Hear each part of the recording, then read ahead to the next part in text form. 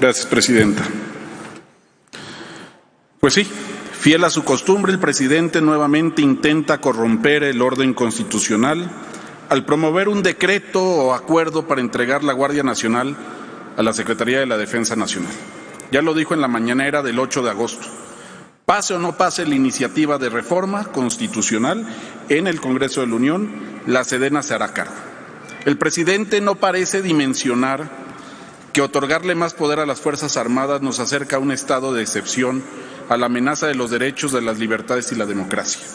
Avalar un cambio de esta naturaleza mediante artimañas legales y el abuso del poder presidencial sienta un antecedente peligroso, que cualquier persona, incluida el presidente, pueda violar la Constitución impunemente y pisotear a los poderes de la Unión, como el poder legislativo.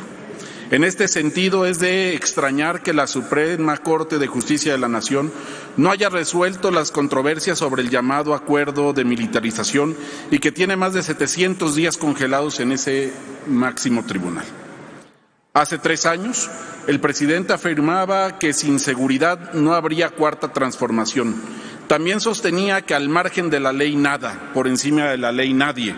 Hoy su fracaso y sus contradicciones son evidentes. La incapacidad del Ejecutivo Federal para construir un legado institucional en materia de seguridad pública lo ha conducido a renunciar a su obligación de garantizar la paz. No podemos permitir, mediante decreto presidencial, se erosione el poder civil. Esto significa atropellar los principios básicos de nuestra democracia y saltarse arbitrariamente al poder legislativo. Es fundamental entender que estas decisiones que pretende tomar el presidente de la República tendrán consecuencias institucionales de profunda descomposición y que debilitarán al Estado mexicano al transformar el equilibrio del poder cívico-militar y al renunciar a la obligación de fortalecer las instituciones de seguridad pública civiles. La pregunta que no se ha hecho el presidente de la República a lo largo de estos 4 años es: ¿qué deben de hacer las autoridades civiles de los 3 órdenes de gobiernos para recuperar la paz? En su lugar renuncia a la responsabilidad, lo cual tendrá graves costos históricos para México. Y es ahí donde resulta necesario, para la situación que nos atañe, hacer las precisiones entre lo que es el Estado mexicano y el gobierno mexicano. El Estado está conformado por una comunión entre territorio, población y gobierno. Y así evidenciamos que el gobierno deriva del Estado, el cual, para su conformación en México, tiene a la democracia como método de elección para sus gobernantes, gracias a la cual tanto el presidente como todos y cada uno de los presentes en este pleno fuimos electos para cumplir las funciones emanadas de la Constitución, la cual es el andamiaje primordial que engloba al Estado mexicano. Incluso protestamos cumplirla y hacerla cumplir. Partiendo de esa premisa, el gobierno mexicano no puede deslindarse ni tiene las atribuciones que le permitan separarse o exceder todo aquello que claramente delimita la Carta Magna, misma que está marcada, en la que está marcada la división de poderes dentro del gobierno mismo. El presidente de la República tiene la obligación, en su papel de jefe de gobierno, ser el primero en respetar y defender al Estado mexicano en su conjunto, tal como lo marca la Constitución política.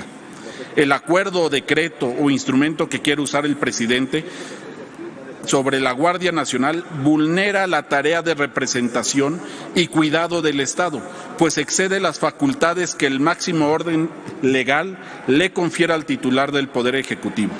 Hay que recalcar que de ninguna forma debe interpretarse estas palabras como una arenga contra nuestras Fuerzas Armadas. Por el contrario, es un llamamiento a respetar y reconocer su historia como garantes de la defensa del Estado mexicano, no de los gobiernos. ¿Puede concluir, por favor? Tengo 8 minutos, presidenta. Discúlpame, tienes razón, 8 minutos, ofrezco disculpas. Gracias. Históricamente, nuestras tropas han demostrado una lealtad inquebrantable al Estado y han garantizado su más alta gallardía y observancia a las leyes que rigen el actuar de todos en la nación. sin importar si son tiempos de paz o de guerra, de transición política o de calma social. Nuestro ejército es parte importantísima de la historia y de la sociedad de México. Por ello, hacemos un llamado a quienes conforman la Secretaría de la Defensa Nacional y la Secretaría de Marina a demostrar una vez más la entereza que les caracteriza y se nieguen a acatar cualquier tipo de acuerdo, decreto o instrumento que no sea una reforma constitucional y que vulnere la Constitución que todos hemos jurado defender. Resumiendo esta acción con el obedézcase, pero no se cumpla, que se aplicó ya en territorio novohispano, siendo un llamamiento a impedir temporalmente que una orden se ejecutara a la suerte de déjense las cosas en el estado que guardan, que son las que mandata la Constitución. Es imperioso señalar que el único facultado para modificar la integración del Estado mexicano es el Congreso de la Unión, que se encuentra aquí representado en esta comisión permanente por diputadas, diputados, senadoras y senadores, que conformamos ese otro poder. El poder legislativo en su papel como constituyente permanente y como el máximo órgano de representación popular, donde se encuentran representadas las voces de los mexicanos y mexicanas, quienes tenemos la facultad de cambiar el marco jurídico buscando siempre el bienestar de la sociedad en general. La representación pura del pueblo está en el legislativo y no en una sola persona ni a su interpretación.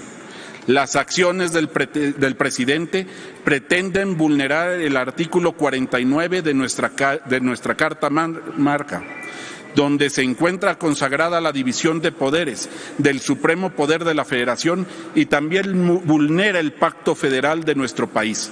Legislar no es una atribución del Ejecutivo. Somos nosotros, a través de un consenso y votación con mayoría calificada, quienes tenemos el mandato constitucional de fungir como constituyente permanente, de la mano de las legislaturas estatales y respetando siempre a los estados libres y soberanos que conforman la Federación. Las acciones y declaraciones del presidente marcan un retroceso histórico y buscan que la nación vuelva a un centralismo y que se concentre el poder en un solo individuo, algo que no se ha visto desde el siglo XIX. Estas acciones atentan, pues, contra los cimientos y las bases fundacionales del Estado mexicano, pues somos una república federal y democrática y no somos un Estado centralizado ni de un solo hombre. Al Ejecutivo le corresponde la tarea de gobierno y la concepción del Estado y su Constitución le corresponde al pueblo a través de sus representantes, como lo somos los legisladores federales. Cumpliendo los 8 minutos, Presidenta, termino. Es cuanto. Muchas gracias, senador.